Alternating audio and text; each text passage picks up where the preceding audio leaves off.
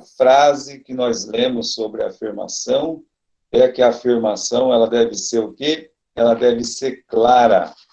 Você tem que ser muito claro quando você afirmar o que você vai pregar, o que você vai ensinar, tem que ter clareza, tá bom? E aí a gente, né, falou algumas coisas. Uma das coisas que a gente falou é que não nos faltam palavras, o que nos falta é ideias, né? Na hora que você tem uma ideia, as palavras, elas vão aparecer. Então, vamos continuar aqui, né? A gente parou no último trabalho, pensar, né? Depois que seu único assunto não seja generalizado, tá? Que seu único assunto não seja generalizado. Acho que vai dar para chegar aí, né? Cadê aí o meu querido irmão Daniel? Cadê você, Daniel? Tá, já coloquei já. Oh, já colocou? Eu não estou vendo Já. aqui, né? É só mudar o Tem que layout. apertar, o botão aqui, se não apertar o botão não aparece, né? Que seu único assunto não seja generalizado. Então, vamos continuar aqui. Se quiser falar sobre fidelidade, deve, além de fixar a mente sobre esse tema, afunilá-lo, ou seja, sair do geral e ir para o particular. Fidelidade é um assunto bem vasto, portanto, deves procurar um assuntinho dentro desse assunto. Por exemplo, a fidelidade é incondicional. Pronto. Agora você tem um tema completo. Perceba que um tema, para ser afunilado, deve derivar do relacionamento de dois assuntos. Procure sempre reduzir o seu assunto a proporções menores. É bem mais fácil falar que a fidelidade é incondicional do que falar pura e exclusivamente sobre fidelidade. Bem, veja só, eu só usei uma palavra aí, a palavra fidelidade. Em vez de a gente usar esse exemplo, né, que eu usei aqui em 2004, 2003, quando eu escrevi, a fidelidade é incondicional, mas a gente podia falar assim, né? A fidelidade de Deus. Veja só, falar só sobre fidelidade é mais difícil do que você falar sobre a fidelidade de Deus. Quantas coisas você teria para falar sobre fidelidade? Ah, eu teria muita coisa, é fato.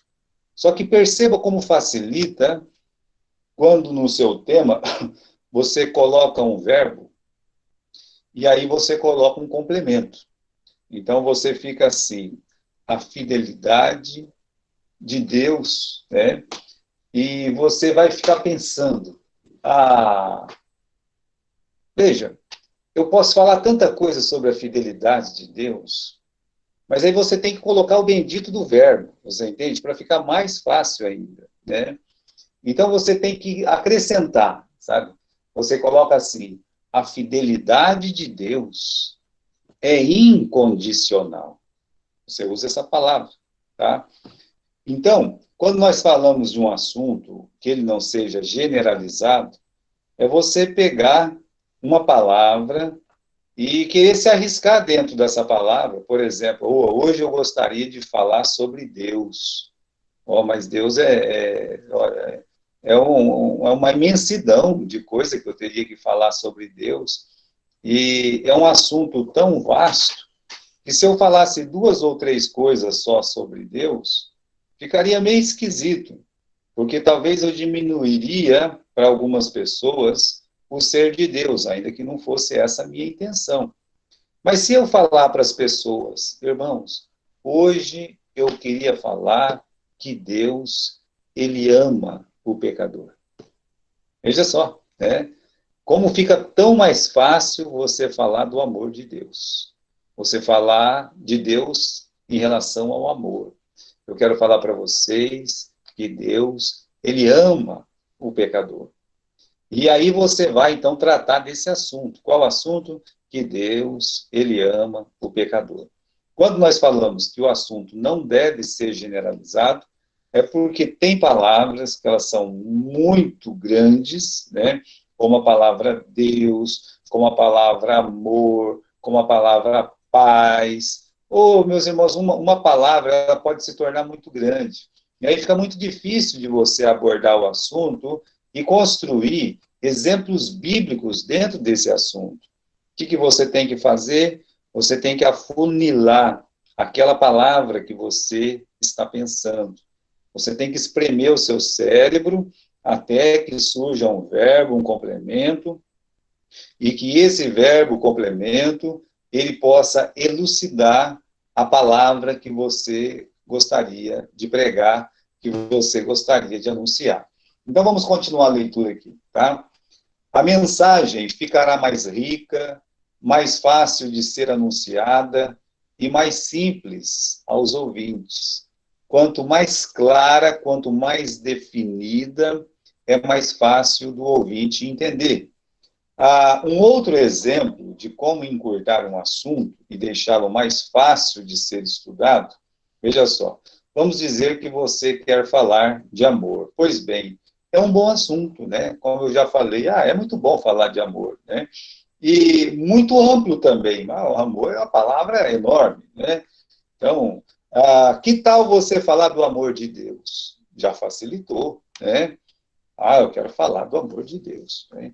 Então, tá bem. Já ficou mais fácil. É mais fácil você falar do amor de Deus do que você simplesmente falar do amor, tá? Vai ficar mais fácil para o ouvinte entender. Olha, o pastor hoje ele falou sobre o amor de Deus. Mas ainda assim está grande. A ideia está grande demais, o amor de Deus está grande, está grande, né? A gente tem que afunilar isso aí. Já ficou mais fácil, certo? Agora, por que você não fala que o amor de Deus é incomparável, né? E está vendo? Vai ficar mais fácil ainda. Com essa frase completa, qual frase? O amor de Deus é incomparável, né? Você pode compará-lo ao amor dos pais, de um homem por uma mulher, dos animais, etc. Perceberá que o amor de Deus é um amor sem igual. Então, se você se propõe, meus irmãos, hoje eu gostaria de falar para vocês que o amor de Deus, ele é incomparável. O amor de Deus é incomparável. Aí você pode pegar um texto da Bíblia, né? Qual é o texto da Bíblia? Bom, eu posso pegar o texto da Bíblia onde Jesus está morrendo na cruz. E como adicional a esse, né, que eu posso ir lá em Romanos e pegar aquele texto que diz: Deus prova o seu amor para conosco, que fez o quê? Que Cristo morreu por nós, sendo nós ainda pecadores, né? Bem, eu vou trabalhar o assunto usando um versículo-chave, usando um texto bíblico que mostra o amor de Deus, que é aquele momento que Jesus se entrega por nós na cruz. Quer dizer, veja que a minha mensagem vai ficando rica, a minha mensagem vai ficando completa, a minha mensagem vai ficando de um jeito que os ouvintes, eles vão entendendo cada vez mais que o amor de Deus é incomparável. Aí eu vou comparar o amor de Deus ao amor de uma pessoa por um animal, ou o amor dos animais por um ser humano, por exemplo, né? Como meu cachorro gosta de mim e tal, né? Você pode usar esse exemplo. O amor de um marido pela sua esposa, o amor de um pai por um filho, de uma mãe pelo filho, né? Aí você pode ir lá naqueles textos da Bíblia que diz, olha, ainda que uma mãe se esqueça do seu filho, diz Deus, eu não me esquecerei de ti. Você vai sempre provar para as pessoas que o amor de Deus é incomparável. Ele supera todos os outros tipos de amores, porque ele deu prova disso, né? Por quê? Porque ele morreu por nós, sendo nós ainda pecadores, né? Eu era mau, eu era vil. Está vendo só? Quando você afunila o assunto, a pessoa pensa, mas vai ficar mais difícil. Não, vai ficar muito mais fácil de você estudar a Bíblia durante a semana, trabalhar aquele assunto durante a semana, mas você tem que ter uma frase boa, uma frase completa. E uma frase, para ser boa, para ela ser completa, ela tem que ter um verbo, né? E ali você coloca uma ênfase naquele complemento que vai dar o X da questão, né? Vai deixar a ideia bem fácil do ouvinte entender. Vamos continuar aqui na nossa leitura, né? Perceberá que o amor de Deus é sem igual. Quando a frase é clara, fica mais fácil buscar exemplo dentro das Escrituras.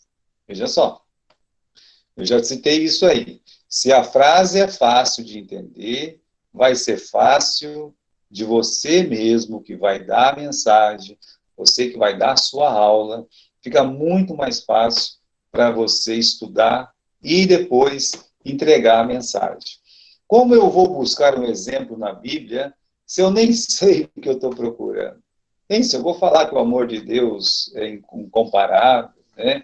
Então, eu já vou na Bíblia buscar exatamente isso, né? Eu tenho que procurar exemplos dentro da Bíblia que o amor de Deus não tem igual, o amor de Deus é sem igual, né? O amor de Deus e um personagem que eu posso pegar na Bíblia? Você pega o Jacó, por exemplo, né? Deus tinha que amar muito o Jacó, porque o Jacó é uma pessoa muito defeituosa, muito problemática, cheia, meus irmãos, de altos e baixos, deu um trabalho danado, mas Deus, ele manteve o amor dele. Ele diz lá, né, eu amei o Jacó. Deus tem um amor muito grande por Jacó. Deus tem um amor muito grande por Daniel, por Davi, e ele mostra isso, né? Ele deixa isso claro dentro das Escrituras, esse amor enorme que ele tinha por esses personagens. Quer dizer que a sua mensagem ela pode ficar rica de exemplos dentro da Bíblia quando você tem uma frase boa, uma frase completa. Vamos continuar aqui, né? Como informarei os outros de algo que eu nem sei direito? Se eu chego lá na frente, eu falo uma coisa abstrata, uma coisa que nem eu entendo, né? Como é que eles vão me entender se nem eu me entendo? Bom, próximo parágrafo. O sermão sobre uma só matéria. Eu não sei se você já ouviu falar do Padre Vieira, creio que sim, né? O Padre Vieira foi um estudioso das Escrituras, independente da posição dele, né, romanista, pedobatista, você elimina essas coisas, tá certo? E você pegue naquilo que ele foi bom. Por exemplo, ele foi um excelente escritor no tempo dele. Os escritos de Vieira são escritos que elucidam, escritos que ajudam muito uma pessoa que quer entender, por exemplo, sobre retórica, né? No caso aqui, a gente vai pegar um texto dele sobre retórica, tá? Olha o que ele diz aqui. Vejamos alguns fragmentos notáveis da prédica do Padre Vieira, né? Lembrando do nosso título, o sermão sobre uma só matéria. Quanto a este assunto de ter só um assunto ou matéria, talvez o jovem pregador pergunte, mas logo o exemplo de um padre, aí, o pastor Gilberto vai usar o exemplo de um padre, né? Bem, de todas as pesquisas, né, que tenho feito sobre o assunto, notei e tenho certeza, o leitor também notará, é a mais simples explicação sobre a necessidade do sermão ter um só assunto. Não é só mais simples, é o exemplo mais rico que eu já encontrei dos livros que eu estudei, seja eles escritos por autores americanos, seja por autores de língua portuguesa, mesmo eles não sendo cristãos, ou alguns sendo cristãos, escrevendo livro de homilética, eu nunca vi alguém que pudesse mostrar de uma forma tão simples que a mensagem, que a sua pregação, que a sua aula tem que ter um só assunto. Quando você subir para pregar, você tem que pregar um só assunto, uma só matéria. O seu tema tem que ser um só, tá certo? E ele vai mostrar isso para nós. Olha só, o sermão, diz ele, há de ser um só assunto e uma só matéria, e não muitas. Por isso Cristo disse que o lavrador do Evangelho não semeara muitos gêneros de sementes, senão uma só, a sua semente. Ele começa a falar aí, usando aquele texto do semeador, né? Ele diz que Cristo, quando foi contar a parábola do semeador, o semeador não tinha um monte de semente, ele tinha uma semente só. Era só uma qualidade de semente, o Evangelho, correto? Aí ele diz assim, se o semeador semear primeiro o trigo, e sobre o trigo semear centeio, sobre o centeio semear milho grosso e miúdo, e sobre o milho semear a cevada, o que havia de nascer? A pessoa começa a jogar um monte de semente ali no mesmo lugar, faz um buraco para plantar um pé de mandioca. Aí ele joga lá um trigo, um centeio, sabe? Quer plantar um pé de alface junto e tal. Tudo dentro daquele buraco lá. Né? É isso que o Padre Vieira está dizendo. Né? Vai ser uma mata brava. Vai nascer o quê? Né? Ele está fazendo uma horta? Não, uma horta ele não está fazendo. Né? Está fazendo uma coisa muito esquisita aí. Até ele usa uma outra frase, ele diz uma confusão verde. Né? Uma confusão verde. Eis aqui o que acontece aos sermões, que tem muitas matérias, muitos assuntos. A pessoa chega lá na frente, começa a falar de um assunto, muda para o outro, já volta para quem, mas se escapa para outro que é muito diferente, né? No meio do sermão se escapa de novo, e aí quando chega no fim, nem ele sabe o que ele pregou. Essa que é a verdade. Então, é como se o semeador da parábola de Jesus tivesse um monte de qualidade de semente e fosse jogar lá no campo, vai nascer o quê? Né? Nem ele sabe o tanto das coisas que vai nascer. Então, isso não favorece, na hora de pregar, você ter um monte de assunto. Você tem que ter um só assunto.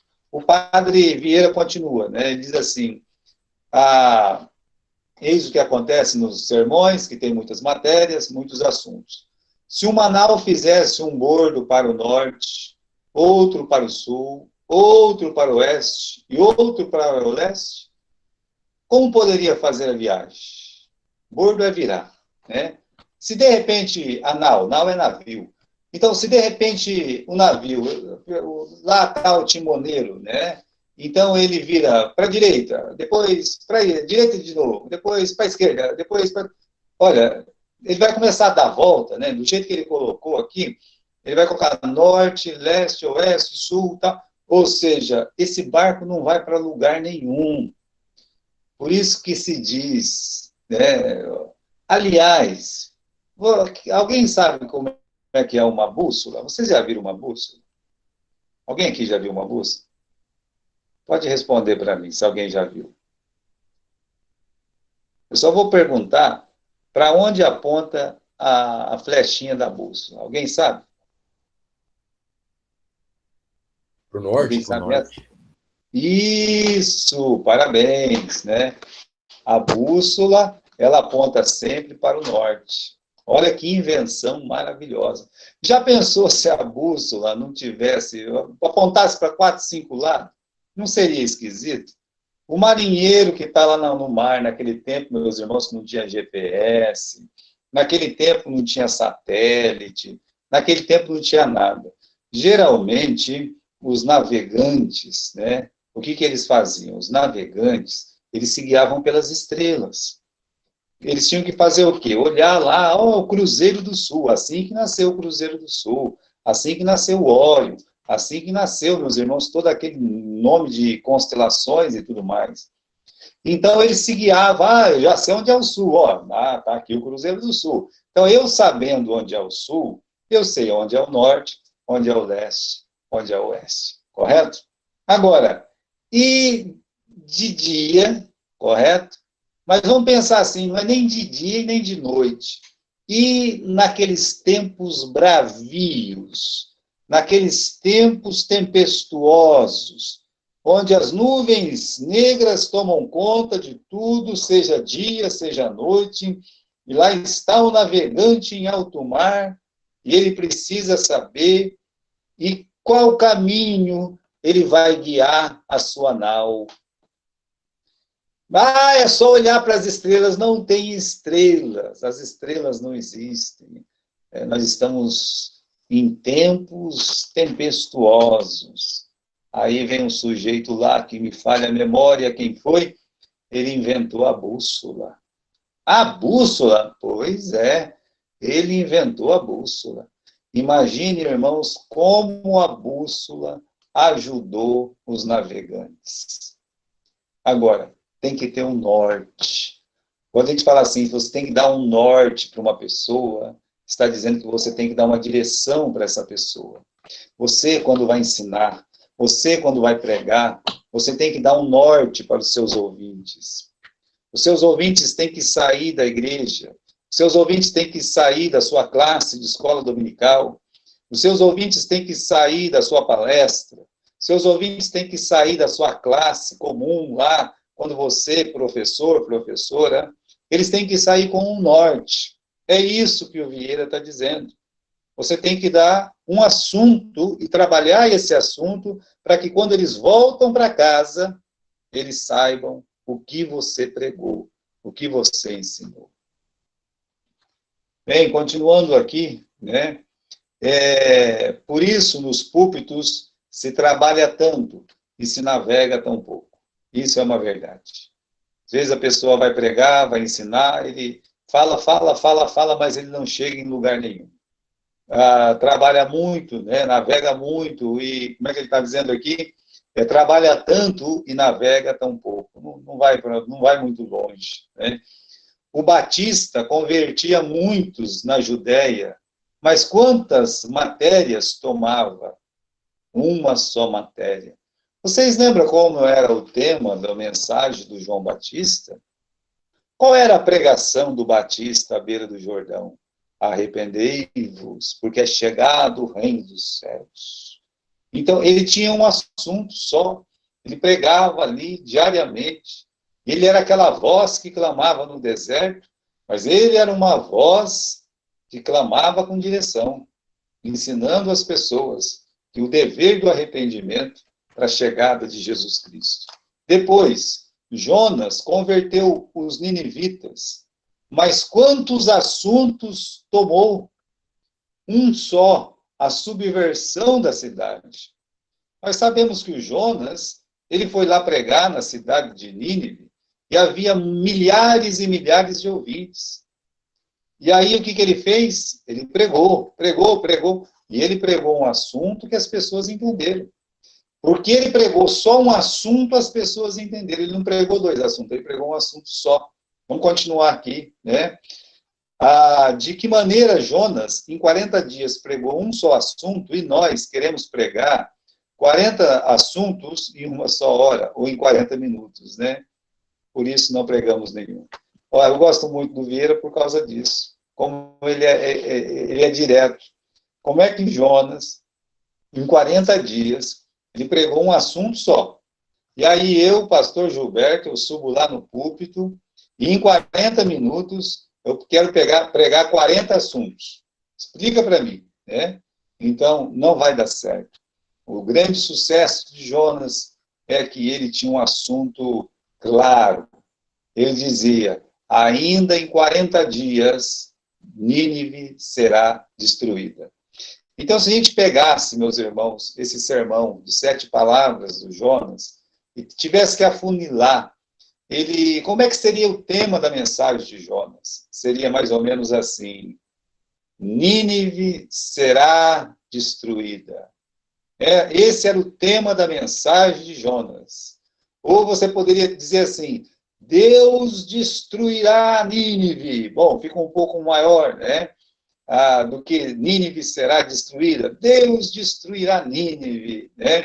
Você poderia colocar assim, Nínive está condenada à subversão. Bom, é um tema só, é um assunto só. Se você vai perceber que houve umas variantes aí, mas o tema é o mesmo, a subversão da cidade de Nínive.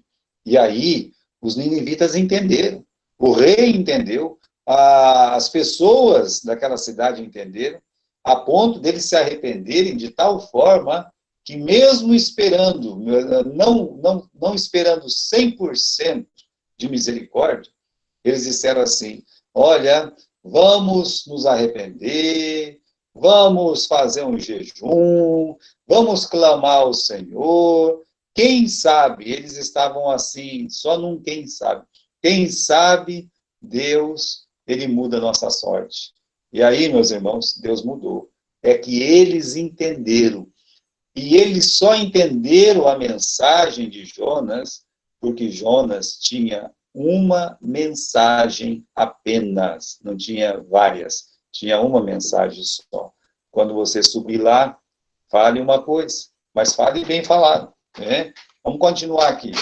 Há de tomar o pregador uma só matéria, há de defini-la para que se reconheça, há de dividi-la para que se distinga, há de prová-la com a escritura, há de declará-la com a razão. Olha quanta coisa você vai fazer no seu assunto, você vai dividir o seu assunto, você vai distinguir ele, você vai provar o seu assunto com a palavra de Deus, né?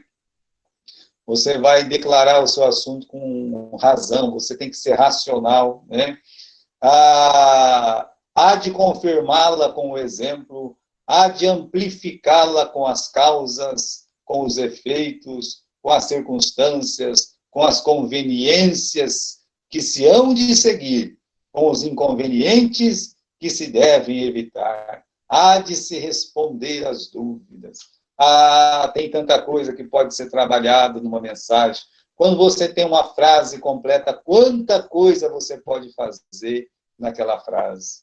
Continuando, irmãos, aqui está, né? Há de satisfazer as necessidades, há de impugnar e refutar com toda a força de eloquência os argumentos contrários, e depois disso, há de colher, há de apertar, há de concluir, isto é pregar. De fato, as mensagens feitas pelo Vieira são grandes mensagens. Talvez mensagens que em uma hora você não pudesse escutar, de extensas que eram, e naquele tempo que só tinham uma lamparina, tempo que as pessoas iam para um culto, por exemplo, ou numa missa, e não tinha hora para acabar, só tinha hora para começar. Não era tão difícil você encontrar um expositor que ficasse 2 horas e meia pregando lá no púlpito. Já pensou 2 horas e meia pregando sobre o mesmo assunto, sobre o mesmo tema? Vamos continuar. Vieira diz, eu não nego, nem quero dizer que o sermão não haja de ter variedades de discursos, mas estes hão de nascer todos da mesma matéria e continuar e acabar nela.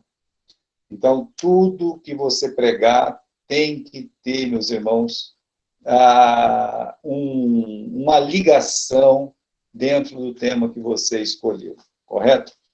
Ora, vede, uma árvore tem raízes, tronco, ramos, folhas, varas, folhas e frutos. Eu quero que você imagine uma árvore. Eu quero que você imagine na sua mente uma árvore que começa lá pela raiz, tá? Debaixo da terra, ninguém está vendo, a raiz está lá. Às vezes sai um pouco para fora, eu sei, né? E depois as raízes, todas elas se juntam para fazer o quê? Para poder formar o tronco. O tronco é um só. Então, aquele tronco, ele sobe. E desse tronco, o que vai acontecer? Olha o que está aí, né? Vai sair os ramos, certo? Vai sair os ramos que são os troncos menores, mas mestres também, não é? E daqueles ramos vai sair o quê? Vai sair folhas. E aí das folhas vai sair varas. Das varas vai sair flores e frutos. Veja só, ele está dando um exemplo muito claro para nós. Desde a raiz, o tronco, aqueles ramos, tá? Você vai ver as folhas, depois você vai ver o quê? Você vai ver os frutos. É um desenho de uma criança, como se uma criança estivesse desenhando árvore. Mas é muito ilustrativo o que o Vieira faz. Ele diz assim, assim há de ser o sermão. Como assim, pastor? O sermão é como uma árvore, né? O sermão é como uma árvore por quê? há de ter raízes fortes e sólidas, porque há de ser fundado no Evangelho. Eu me lembro de uma casa que ela estava sendo praticamente quebrada toda quebrada, né? A calçada já estava quebrada, e por baixo da casa tinha aquelas raízes enormes. A árvore na frente não era tão grande, mas as raízes eram enormes. Era aquele tipo de árvore que entrava debaixo da terra e ia estragando tudo, né, que estava na sua frente. Imagine a força dessa árvore. Quanto maior a raiz, muito mais forte é a árvore. Então, ele está dizendo aqui, né, que um sermão tem que ter raiz forte, sólida, porque tem que ser fundado no Evangelho, né, na palavra de Deus. Você vai pregar a palavra de Deus, você tem que estar firmado na própria palavra de Deus. Eu vou ser sincero, eu nem gosto quando uma pessoa vai pregar e ela nem lê a Bíblia, vai lá, fica, né? Eu não gosto desse tipo de mensagem. Eu gosto da mensagem que a pessoa pega a Bíblia, lê um texto da Bíblia, e ele pode ficar naquele texto, explicar aquele texto, né? Deixar claro para os ouvintes o que foi dito. Então, pegue a palavra tem que ter raiz. Depois tem que ter o tronco, olha o que ele diz aqui, né? Ter raízes fortes e sólidas, porque tem que ser firmado no Evangelho. Há de ter um tronco, porque há de ter um só assunto, uma só matéria desse tronco. Então, você está ali, a sua mensagem, ela vai sair daqui, ó, ela vai sair da palavra de Deus, correto? Mas ela vai sair uma só mensagem, tá bom? É um assunto só. Eu quero falar que o amor de Deus, ele é incondicional, correto? Você pode falar isso aí, né? Então, é um assunto só que você vai falar. Dessa raiz firme que é a Bíblia, você vai tirar um só assunto, correto? E aí, continuando, né? Há de ter um só assunto, uma só matéria deste tronco. Hão de nascer diversos ramos, que são diversos discursos, mas nascidos da mesma matéria e continuados nela. Estes ramos não hão de ser secos, senão cobertos de folhas, porque os discursos hão de ser vestidos e ornados de palavras. O que ele está dizendo? Que a pessoa pega aquela ideia mãe, aquela ideia central, aquele tema, aquela matéria, aquele assunto, e ele vai quebrar aquele assunto, ele vai dividir aquele assunto para ficar mais fácil, né? O como, porquê, quando, né? Então, ele vai fazer isso na mensagem dele. São os troncos aí, correto? Há de ter esta árvore varas, que são a repressão dos vícios. Você pode, dentro da sua mensagem, trabalhar o oposto, né? Condenar aquilo que está errado. Então, tem que ter as varas. Há de ter flores, que são as sentenças. E, por remate de tudo isso, há de ter frutos, que é o fruto e o fim a que se há de ordenar o sermão. De maneira que, haver frutos, há de haver flores, há de haver varas, há de haver folhas, há de haver ramos, mas tudo nascido e fundado de um só tronco, que é uma só matéria.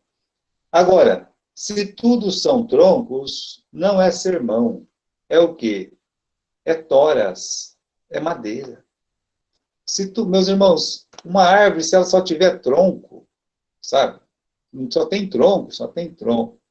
Bem, quando eu era pequeno, ali no Jardim Bela Vista, perto da casa do seu Breganhola, tinha uma madeireira, sabe? Mas ficava muita madeira lá. E nós fizemos um campinho de futebol, tinha 2 campinhos de futebol. Tinha um campinho que ficava onde hoje é ali o pessoal que mora em Cornélio, ficava ali onde hoje é o Detran, né? Onde é o Detran hoje, ali tinha um campinho, né? E onde tem uns predinhos ali no Jardim Bela Vista, ali ficava o campo da tora. Por que tora? Porque só tinha madeira, aquelas madeiras grossas, sabe? não tinha raiz, não tinha tronco, não tinha nada, estava tudo cortado, aquilo é tora. Então, não adianta nada só ter a tora, né? Você só ter, por exemplo, eu tenho o tema, eu tenho, né? Tá, então você tem que explicar isso aí agora, porque senão fica só o assunto, né? Fica só a tora. Tá certo. Agora, veja o que ele diz mais aqui, né? Se tudo são ramos, não é sermão, é maravilhas, né? Se tudo são folhas, não é sermão, são versais. Se tudo são varas, não é sermão, é feixe. Se tudo são flores, não é sermão, é o quê? É ramalhete, é buquê, né? Serem tudo frutos não pode ser, porque não há fruto sem árvore.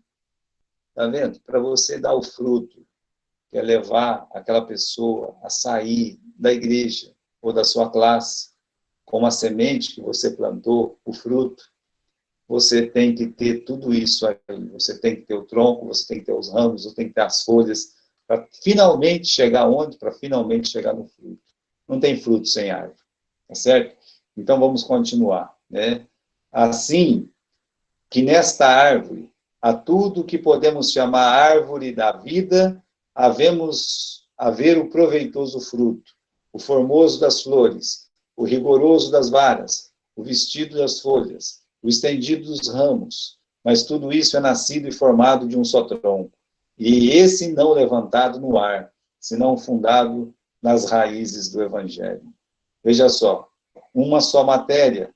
Este é o tema da mensagem do Padre Vieira. Uma só matéria, um só assunto. Este deve ser o trabalho pensativo dos oradores que desejam convencer e comover seus ouvintes. A partir de um assunto, você deve construir sua árvore, pois a Bíblia está cheia de assuntos prontos para serem desenvolvidos em sua mente, e depois em peça oratória. Agora, leia embaixo, né? Leia aqui. Afirmação. O que é afirmação? É dizer alguma coisa. A gente tem que insistir nisso para você nunca esquecer. E quando você for pregar, você tem que ter um assunto só. Afirmação é você dizer alguma coisa. Lembra do conselho do Joaquim para o Manuel? Primeiro tu dizes o que vai dizer? Pois é. A afirmação é dizer alguma coisa. Para dizer alguma coisa, precisamos de um verbo. Não existe afirmação sem verbo. Um meio de contornar essa dificuldade será variando as formas de estilo. Podemos afirmar afirmando, afirmar negando, afirmar perguntando e, finalmente, afirmar exclamando. Eu estava vendo aqui, né? Isso aqui é eu andei comprando bastante desses estudos aqui, né? Mas é um livretozinho, né? Que ele tem o seguinte tema: como chegar ao céu, né? Ele está exclamando aqui, na verdade, né? Mas aqui onde tem um ponto de exclamação, eu colocaria um ponto de interrogação, você está vendo? Apesar de ter um de exclamação, eu colocaria um ponto de interrogação. Aí, eu estaria fazendo o quê? Interrogando. Como chegar ao céu? Não é assim? Olha que mensagem boa que daria. Como chegar ao céu? Então, exemplos, nós devemos afirmar, afirmando, Jesus Cristo é o único caminho para o céu. Então, você está afirmando. Isso é um jeito de você trabalhar o seu título, né? Ainda que ficou muita palavra, mas mesmo assim fica claro. Jesus é o único caminho para o céu. Tá certo? Então, vamos fazer o seguinte, né? Deixa eu pegar aqui. Samuel, você pode me ouvir? Sim. Pode. Eu gostaria que você falasse a mesma coisa, que não, olha, eu não quero que você perca esse assunto aqui, eu quero esse assunto, que Jesus Cristo é o único caminho para o céu, né? Só que eu quero que você diminua, tem 1, 2, 3, 4, 5, 6, 7, 8, 9, né? Eu quero que você diminua em 4 palavras, tá certo? Essas 9 palavras, sem que o sentido se perca, tá bom? Não sei se você está conseguindo me entender. Sim, tô entendendo. E como é que ficaria, então? Como é que você classificaria aqui para fazer uma afirmação, afirmando aqui, sem perder o sentido? Como é que você colocaria? Vixe. Então,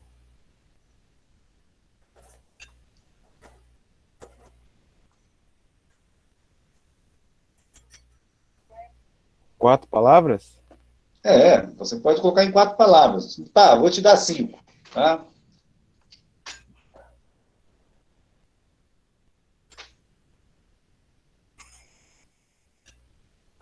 Vixe, pastor. Jesus Cristo te leva ao céu? Como... Ah, eu vou considerar a nota 9,5 para você, ficou a mesma coisa, ainda que não está aqui dentro do texto, tá? Mas, parabéns, Jesus leva ao céu, tá Nossa, foi certo? difícil. Então, ficaria em 4 palavras. Deixa Sim. eu pegar uma outra pessoa aqui, né? Deixa eu pegar, por exemplo, o irmão Aurelino. Como é que você colocaria aqui, irmão, para ficar aqui em 4 palavras, a mesma ideia? Ah, eu colocaria assim, só Cristo salva. Só Cristo salva. Então, em 3, parabéns. Vou te dar 9,5 também, né? Ah, foi Muito melhor bem, que eu, né? ele pensou Tá mais certo. rápido. Quem que falou? Ele não foi melhor que eu, ele pensou mais rápido. Então, vamos continuar aqui. Como é que você faria, Lara?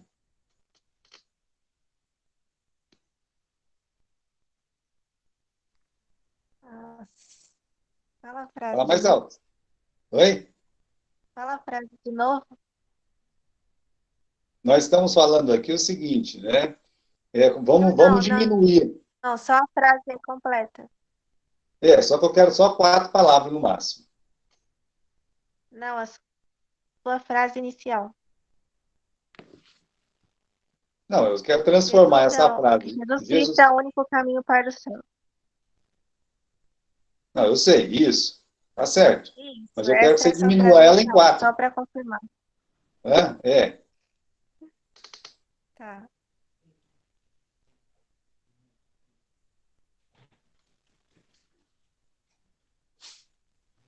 Tá Jesus bom. salva. Jesus salva. Tá, vou te dar 9,5 também. Porque não está no texto aqui a palavra salva, tá? Muito bem. Jesus é o caminho. Jesus é o É o caminho. Jesus é o caminho. Muito bem. Aí, tá vendo só? Vai melhorando, né? O que eu quero dizer para vocês, irmãos, que mesmo que nós temos aqui uma palavra uma frase com 9 palavras, quanto mais você afunilar, mais fácil fica para você ensinar as pessoas depois. Vamos ver a segunda afirmação. Ele não está afirmando, ele está afirmando negando. Ele está dizendo assim: não existe outro caminho para o céu senão Jesus. Certo? Ele está fazendo uma afirmação negando. No terceiro exemplo, ele está afirmando, interrogando. Poderá haver caminho para o céu sem Jesus? É claro que não. Bom, mas ele está fazendo uma afirmação. Né? Ele pode afirmar exclamando: que caminho para o céu abriu Jesus? Né? Ou ele pode afirmar ordenando: acreditem, sem Jesus não há caminho para o céu. Então, de tudo isso que foi dito, né? Mas agora sim eu posso fazer uma outra pergunta. Não vou nem fazer uma outra pergunta, já vou usar, por causa do nosso tempo, eu vou usar o exemplo do irmão Aurelino, tá? Como disse o nosso menino, né, o Samuel, ele pensou rápido. Só Cristo salva, tá? Só Cristo salva. Essa aí, meus irmãos, é uma É uma sentença direta. E você vai poder trabalhar ela num sermão e vai ficar maravilhoso. Mas quando você começar a fazer o seu sermão, você não pode sair desse assunto. O tempo todo você tem que trabalhar que só Jesus Cristo salva. Você tem que ensinar para eles que só Jesus Cristo salva. É isso, né? Então tem que ter um só assunto. A afirmação tem que ser clara. Para a afirmação ser clara, ela tem que ter um só assunto. E quanto menos palavras tiver na sua afirmação, é muito melhor, né? Vamos continuar. A variação das formas de estilo dá encanto à nossa ideia-mãe. IM quer dizer ideia-mãe. Se você não sabe, pode escrever aí, tá? IM quer dizer ideia-mãe. E deverá ser objeto de preocupação para o comunicador. Se a afirmação é a mensagem que pretendemos passar aos nossos ouvintes, não custa cuidar bem dela. Fazê-la corriqueira é enfraquecê-la. Dar-lhe cunho original é, por si mesmo, começar a torná-la inesquecível e eficaz. Sabe, tem pregadores, né, que realmente eles vão longe quando eles vão pensar numa frase de impacto na hora da mensagem, né? A mensagem ela tem um nome, né, um título, mas ela tem um tema, né, que seria assim, quase que um subtítulo, uma frase um pouquinho maior para deixar as coisas um pouco mais claras, né? Isso acontece. Eu estava querendo lembrar, eu tinha marcado num papel, mas eu tirei daqui de perto, né? Ah, sim, eu lembrei agora, né? O ladrão da alegria. Nós sabemos que o ladrão da alegria é o diabo, que é Satanás, né? Mas veja só que essa frase, o pastor que fez essa frase, o ladrão da alegria, o primeiro que fez isso, porque agora um monte de gente fala isso, né? Mas se falar assim, ó, o ladrão da alegria, olha a imaginação desse pastor quando ele construiu essa sentença. Ele teve que pensar muito, ele teve que espremer o cérebro, ele teve, né? E aí, uma vez que ele tem uma ideia dessa, quanta coisa ele pode falar. Pode usar o exemplo de ladrão, ladrão comum, que rouba, olha a falta que faz das coisas que são roubadas, né? Mas ele quer falar sobre alegria, ele vai chegar lá, né? Vai ter um momento que ele vai ser direto, olha, o ladrão da alegria é o diabo, né? Como ele rouba a nossa alegria, olha só, você vai ter alguns minutos para falar como ele rouba a nossa alegria, né? O que acontece quando ele rouba a nossa alegria? Vem muita tristeza, é o contrário, correto? Tá vendo só? Mas quando você tem uma frase boa, uma frase que é clara, que fica bem evidente mesmo, quando você tem essa frase, meu irmão, tudo fica mais fácil. Por isso, vamos continuar aqui, né? A pessoa deixar a frase inesquecível, eficaz. É muito importante o título, né? Muito importante. Eu digo o seguinte, né? Os melhores filmes que você vai ver tem um título que é excelente. Acho que eu já até expliquei isso para vocês, né? Por exemplo, Titanic. É uma palavra só que é inesquecível, correto? É uma palavra só, Titanic, né? E você vai pensar, um grande filme que eu assisti, você vai perceber que existia uma frase direta. Você pode pensar em qualquer um dos filmes ou livro que você leu ou que você assistiu, você vai ver que a frase era boa, que o título era no máximo 2, 3 palavras para arrebentar 4 palavras, né? Continuando. Clareza. Como já foi notado, a afirmação deve ter como alvo supremo a clareza, sendo que nesta parte a audiência não pode ficar em dúvida, tentando adivinhar onde quer chegar o orador. O orador é homem visto, ouvido, entendido e apreciado. Não há dúvida de que a primeira condição para sermos entendidos é sermos anteriormente ouvidos. Quem pode entender aquele a quem não consegue nem ao menos escutar? Mas não basta ser escutado, né, ouvido. É preciso que os presentes distingam claramente as palavras que pronunciarmos. Não somente isso, mas é imprescindível que a comunicação seja inteligível, ou seja, a comunicação tem que ser compreensível, tem que ser clara, né? Se a sua ideia-mãe não é compreendida, não importando o motivo, então, como compreenderão o desenvolvimento da mensagem? Pergunte a si mesmo, fui claro? Olha, aí uma coisa que você pode fazer depois de pregar, você pode pensar assim, fui claro? Só que aí é tarde demais. A hora certa de você perguntar, fui claro, é antes de começar a pregar. É quando você está estudando na sua casa. Quando você pode dizer para você mesmo, fui claro, eu estou sendo claro aqui, eu consigo entender aquilo que eu estou querendo pregar para as pessoas. Vamos terminar aqui. Evite que a ideia-mãe seja distorcida. Quase sempre em comunicação perfeita pode ser reduzida em uma só frase. Reduza o máximo que puder sua frase ou seu escrito. É por isso que inventaram o bilhete, o telex, o memorando e agora o torpedo. Olha, quando isso aqui foi escrito, a coisa mais moderna que tinha em comunicação era o torpedo. Ainda não tinha esse celular, né, que tem tela, que nem nós temos. Era uma coisa muito simples, né? Para você mandar um torpedo, você tinha que pagar ainda, tem mais essa. Vai mandar um torpedo, você pagava lá para ter 10 torpedos só, 20 torpedos, né? Aí, quando saiu, você pode mandar 1000 torpedos, aí saiu a telinha, não adiantava nada, né? Então, quando eles te oferecem muito, é porque já inventaram alguma coisa. Então, aqui, por que inventaram o bilhete? Por que inventaram o telex? Por exemplo, camarada morava lá nos Estados Unidos, queria mandar uma mensagem rápida lá para sua família, lá na Inglaterra. Inventaram o telex, né? O que é telex? É o quê? É você falar de longe, e de uma forma expressa, tá? Expressa. Expressa é uma palavra grega que significa rápido, tá?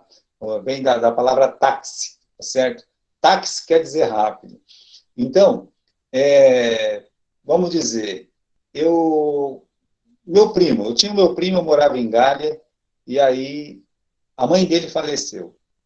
Quando a notícia chegou para mim, que a mãe dele tinha falecido, alguém não tinha telefone, então tinha que ligar para uma pessoa, que ligava para outra pessoa, que ligava para mim, correto? Então, era mais ou menos assim que funcionava.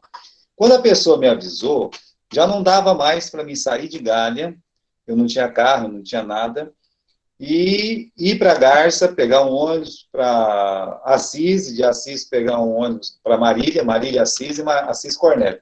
Eu tinha que pegar 4 ônibus para chegar em Cornélio, uma distância de 170 quilômetros. Era meio complicado, né? Então, não dava mais tempo. O que eu fiz? Quando me avisaram, faltava 2, 3 horas para o enterro, eu mandei um telex, sabe? Uma mensagenzinha rapidinha, e escrevi assim, que pagava por palavra, né? Querido primo, meus sentimentos. Pronto, né? Estava lá, uma frase pequena. Ou eu poderia somente escrever assim, sentimentos, ou, né? Como é que a pessoa fala quando morre alguém? Meus pêsames. Pronto, meu primo ia saber. Quem que mandou isso aqui? Foi seu primo lá. O que está escrito aí? Meus pêsames. Pronto, acabou, né? Então, você falou tudo que tinha que falar. Agora, meus irmãos, para você criar o tema, tem que ser desse jeito. A coisa tem que ser rápida. A coisa tem que ser pequena. Para ser rápida, pequena, inteligível, compreensível, né? Vamos continuar aqui. Que diz para nós... Não é interessante que todos eles são curtos e se baseiam em uma só frase? Mais interessante ainda é que a clareza com que são compostos fala muitas coisas ao mesmo tempo. Quando pegar no papel para escrever sua ideia-mãe, pense: como dizer tudo, tudo mesmo, numa só sentença? Como você dizer o sermão todinho numa só frase de 3, 4 palavras? Tem gente que consegue. consegue. O autor do filme Titanic conseguiu, correto? Por quê?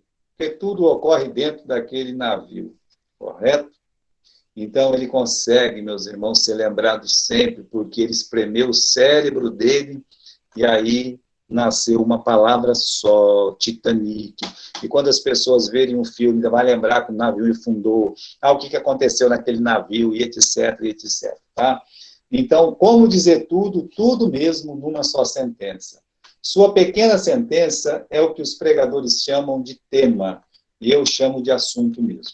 Tema nada mais é do que uma ideia-mãe, da qual nascerá as demais conclusões. Na verdade, sua ideia-mãe é o assunto que pretendes anunciar aos seus ouvintes.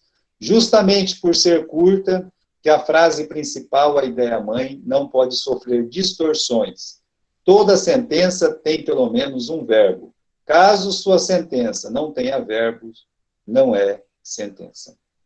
Portanto, sendo a afirmação nosso único trabalho a pensar, não custa caprichar na sua composição. O tempo gasto para criar uma boa sentença é o tempo que economizará para prová-la depois.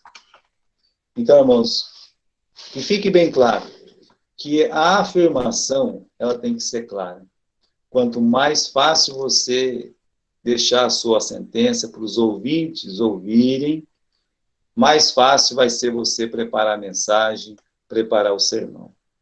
Veja, no começo da semana passada, eu queria pregar sobre Débora. Eu já tinha escolhido a personagem Débora. O problema é que fazia muito tempo que eu não pregava sobre Débora, e sempre que a gente pregava, que eu pregava sobre Débora, eu colocava ela junto com Baraque, porque ficava mais fácil falar do Baraque do que da Débora, né? Mas ontem eu queria, não, eu quero falar da Débora, mas vou falar o que da Débora? Entende? Então veio na minha mente, o que eu posso falar da Débora? Por exemplo, me veio a palavra conselho, né? Por que conselho? Porque ela era uma profetisa, porque ela era uma juíza, porque ela foi uma mãe, né? Uma esposa, e juntando todas essas palavras, saiu a palavra conselheira, certo? Conselheira.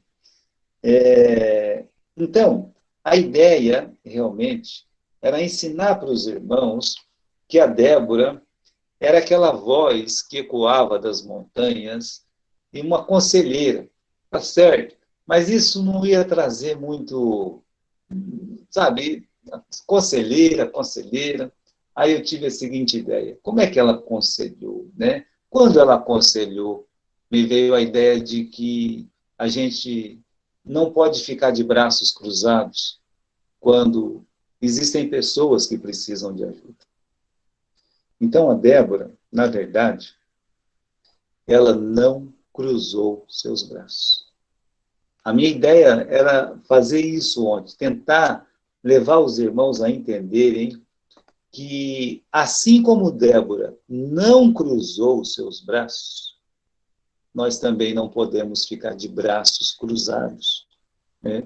A sentença é um pouco grande, né? Eu considero isso. E sabe o que significa quando nós temos uma sentença grande?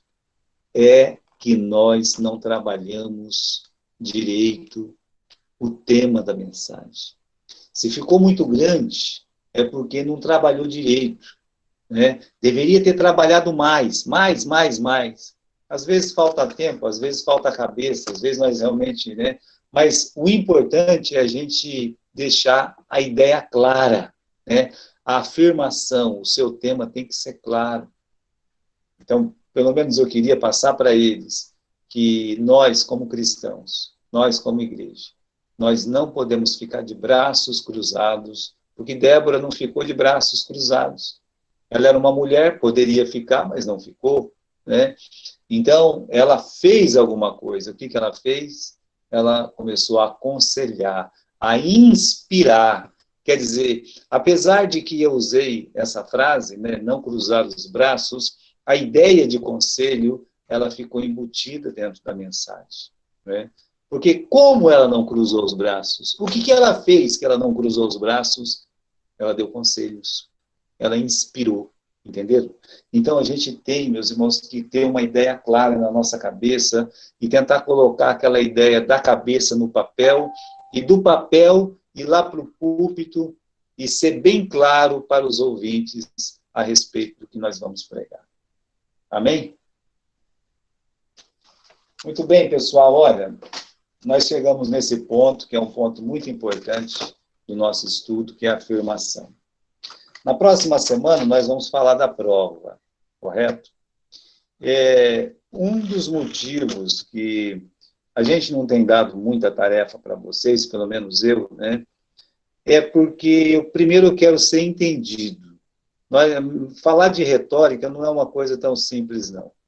As pessoas elas têm que entender o que está acontecendo para depois poder serem cobradas. É por isso que eu pedi para vocês não faltar na aula da afirmação. A afirmação é um ponto muito importante. Você ter uma afirmação clara, você vai ter metade da sua mensagem feita. A outra metade da mensagem é a prova.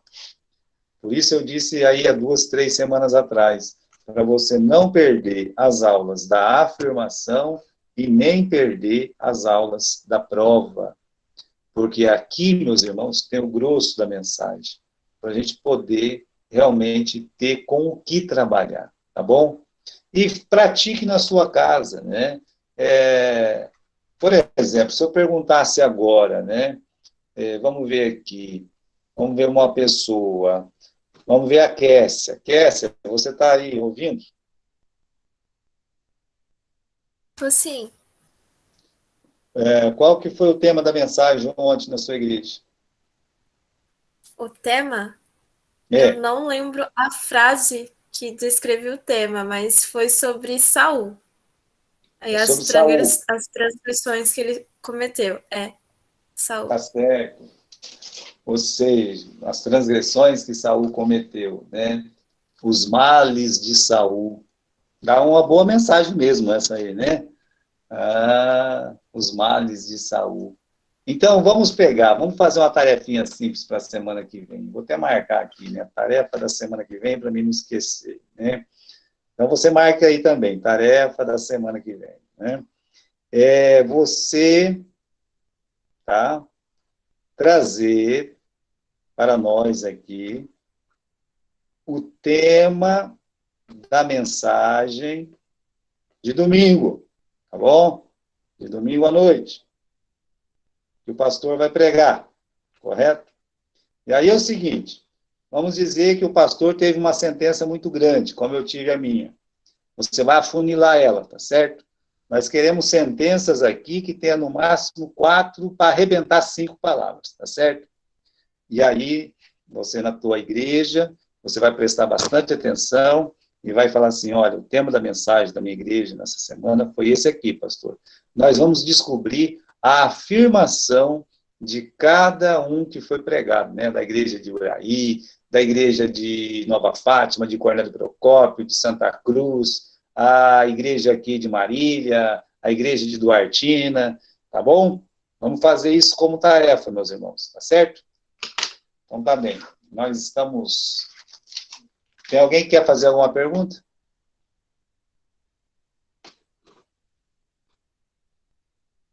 Ok? Então, tá bem.